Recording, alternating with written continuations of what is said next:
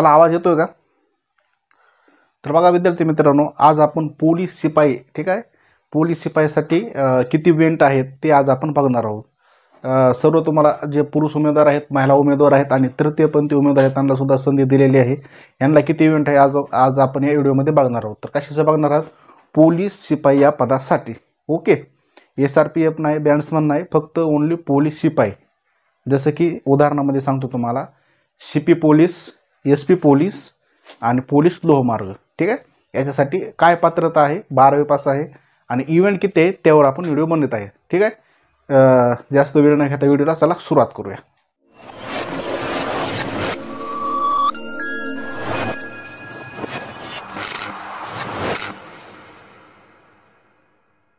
तर बघा, पोलीस तुम्हाला व्हायचं तर मग तुम्हाला एक शारीरिक पात्रता म्हणजे तुमची उंची किती असायला पाहिजे ते एक सांगतो. ठीक आहे, मग महिला उमेदवार असो की पुरुष उमेदवार असो. तर सर्वप्रथम बघा, महिला उमेदवारासाठी किती उंची पाहिजे. ठीक आहे, तर बघा, महिला उमेदवारांसाठी 155 सेंटीमीटरपेक्षा कमी नसावी आणि पुरुष उमेदवारांसाठी 165 सेमीपेक्षा कमी नसावी.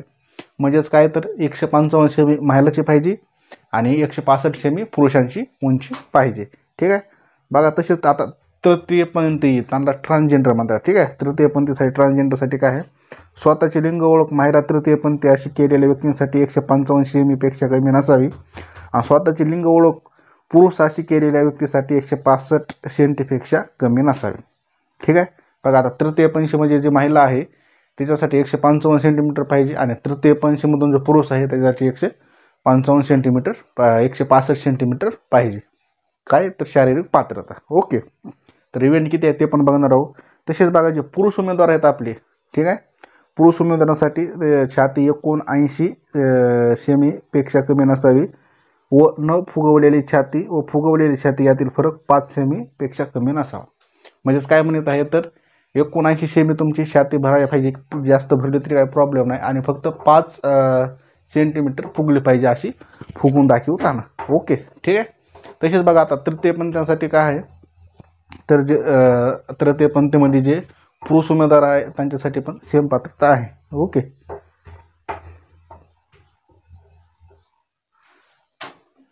तर बघा, आता तृतीयपंथीसाठी काय आहे बघा, तर स्वतःची लिंग ओळख महिला पुरुष तृतीयपंथी अशी केलेल्या व्यक्तीसाठी आवश्यक नाही.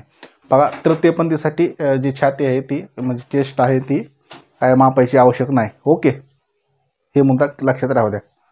तर बघा, शारीरिक चाचणीमध्ये यांना काय दिलेलं आहे बघा, 50 मार्काची टोटल तुमची शारीरिक चाचणी घेण्यात येईल. त्यामध्ये सर्वप्रथम काय येणार, तर बघा, सर्वप्रथम येणार काय, तर पुरुष उमेदवारासाठी बघूया सर्वप्रथम. ठीक आहे, पुरुष उमेदवार आहेत त्यांच्यासाठी फक्त 3 इव्हेंट आहेत. तर 3 इव्हेंट कोणते आहेत बघा, पहिला आहे 1600 मीटर धावणे.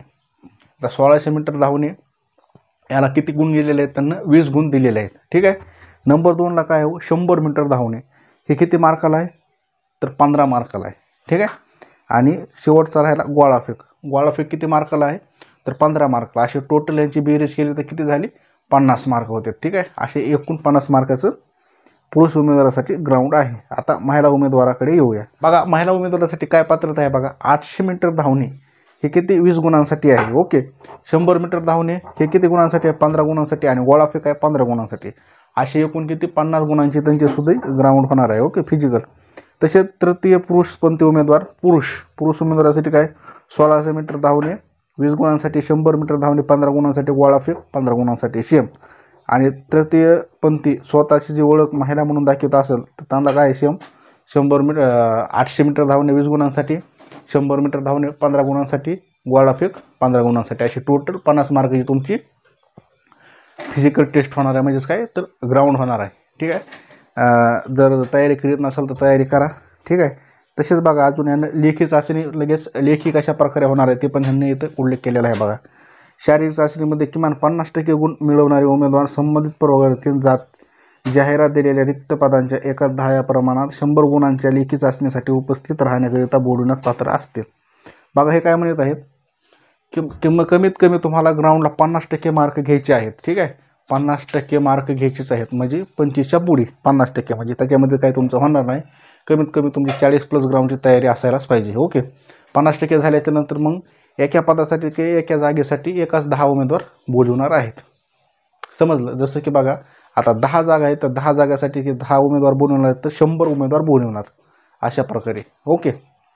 आता पुढे सूचनांना अजून काय दिलेली आहे बघा. उमेदवार लेखी परीक्षेमध्ये किमान 40% गुण मिळवणे अनिवार्य आहे. लेखी परीक्षेमध्ये 40% पेक्षा कमी गुण असलेले उमेदवार अपात्र समजले येतील. बघा आता लेखी परीक्षेमध्ये जर तुम्हाला 40%च्या जर कमी मार्क पडले, ठीक आहे, तर तो लेखीतून बाद होणार आणि त्याचं काय ह्याच्यामध्ये नाव येणार नाही. कमीत कमी 40% जरी तुम्हाला मार्क घ्यायचे आहेत. ओके. तसेच लेखी चाचणीचा कालावधी 90 मिनिटाचा असेल. लेखी चाचणीसाठी मराठी भाषेत घेण्यात येईल. सर्व प्रश्न बहुपर्यायी स्वरूपाचे असतील. मैदानी चाचणी पार पाडल्यानंतर लेखी परीक्षा घेण्याबाबत दिनांक निश्चित करण्यात येईल. बघा इथं तुम्हाला कालावधी 90 मिनिटच म्हणजे किती 1.5 तासाचा कालावधी आहे आणि मराठीमध्येच आपली परीक्षा होणार आहे. बहुपर्यायी म्हणजेच MCQ क्वेश्चन आहे, जास्त काही अवघड नाही. त्यामुळे तयारी करा आणि भरपूर तयारी करा आणि आपले स्वतःचं स्वप्न पूर्ण करा. ठीक आहे. पुन्हा भेटूया अशाच नवीन व्हिडिओमध्ये. तोपर्यंत जय हिंद.